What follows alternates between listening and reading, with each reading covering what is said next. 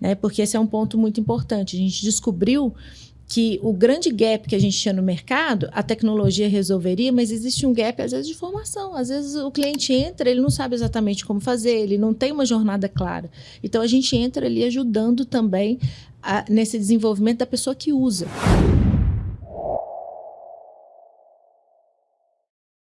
Mas, primeira coisa, quando eu monto uma empresa de tecnologia, é uma empresa que precisa de pessoas.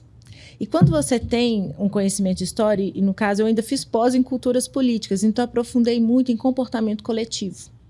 Isso me ajudou muito. E me ajudou, inclusive, a desenvolver o Profiler, junto com a Lê. Então, também todo esse conhecimento, que aparentemente é super aleatório, e eu acho que é aleatório mesmo, ele me traz uma bagagem e uma visão de mundo diferente. Porque quando eu entrei para tecnologia, quando eu entrei para entregar a gestão de tecnologia para a gestão de pessoas, o meu olhar de comportamento coletivo, como que o ser humano funciona, isso tudo agregou muito. Tanto que na fase de desenvolvimento, a gente usou muita filosofia, a gente pegou o comportamento coletivo ao longo do tempo para fazer mapeamento comportamental. Então, eu usei várias coisas que talvez um profissional de RH não usaria.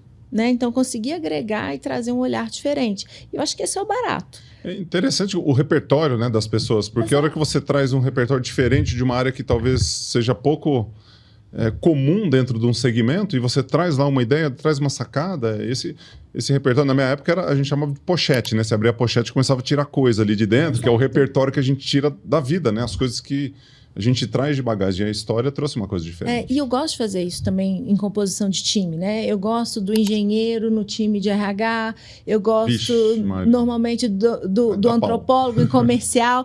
Essa coisa de você pegar aquele conhecimento que não é óbvio e colocar no time, isso gera muita riqueza. E cognitivamente você tem uma diversidade muito interessante. Então você traz pessoas com um repertório diferente, pensando diferente, entregando. E isso abre a visão de mundo.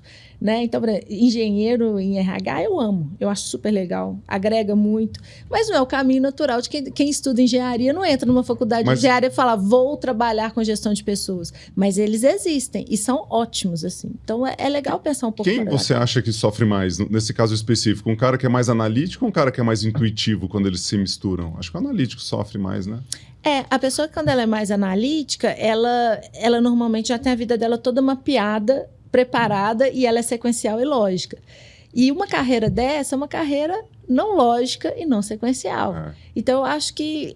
mas é meio que uma preparação para a vida, né? Porque a vida não é linear, a vida não é lógica. A vida, às vezes, acontecem coisas com a gente que a gente não estava prevendo. Então, essa coisa de mergulhar naquilo que você nunca fez, de às vezes, até abandonar seus próprios planos para ir para um caminho melhor, pode ser interessante, pode fazer bem.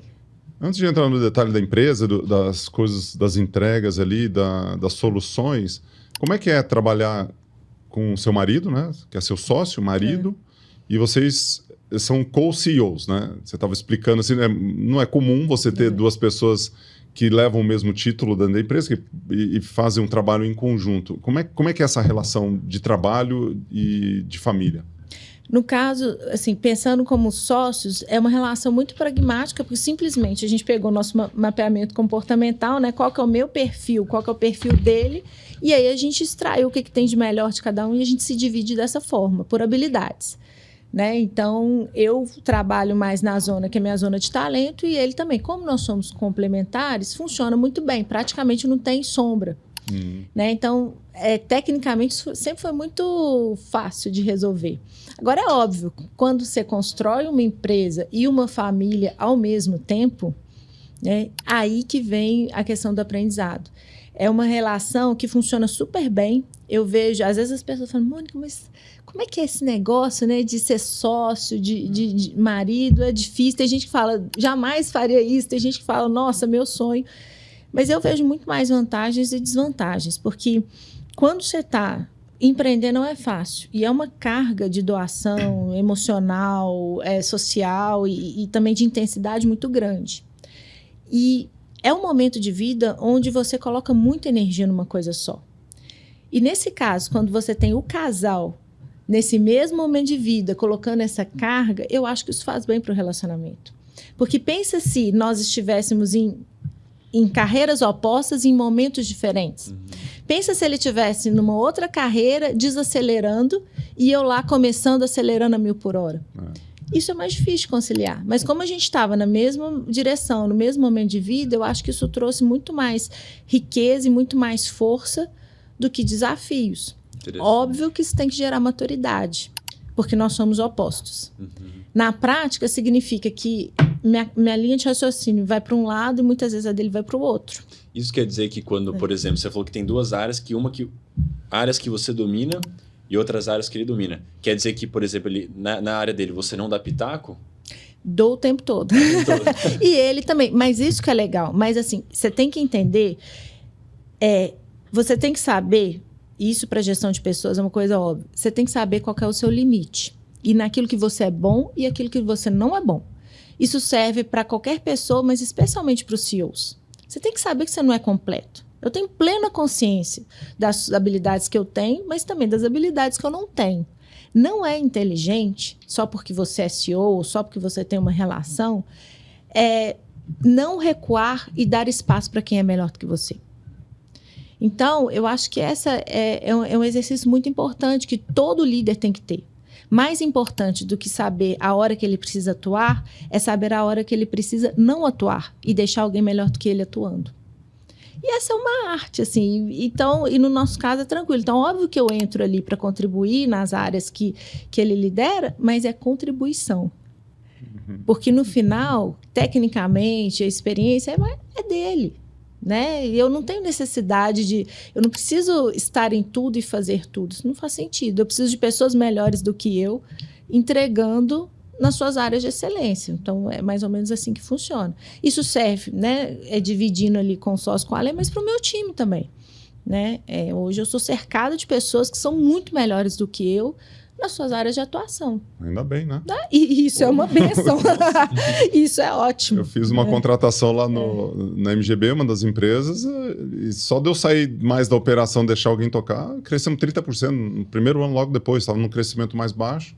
Isso é maravilhoso. E faz a diferença, né? Eu acho que você saber suas limitações... Não é nem limitação, saber naquilo que você não é tão bom é libertador, é maravilhoso. Então, como eu tenho muita clareza e o Ale também, a gente vai jogando uma dança. Uma hora um dá o passo para frente, outra hora o outro dá. E aí é quase que uma dança assim, que a gente vai fazer. Mônica, a Solids é uma HI Tech, né? Human Resources Technologies, 900 colaboradores que estão hoje envolvidos com a empresa.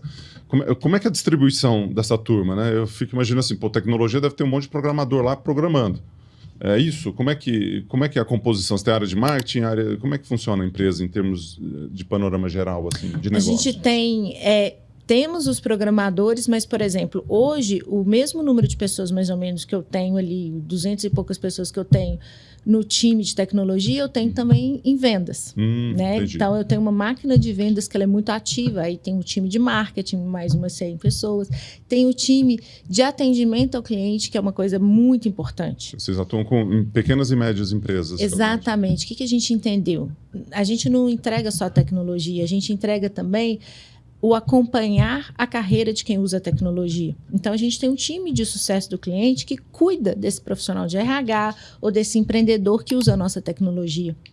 Né? Porque esse é um ponto muito importante. A gente descobriu que o grande gap que a gente tinha no mercado, a tecnologia resolveria, mas existe um gap, às vezes, de formação. Às vezes, o cliente entra, ele não sabe exatamente como fazer, ele não tem uma jornada clara.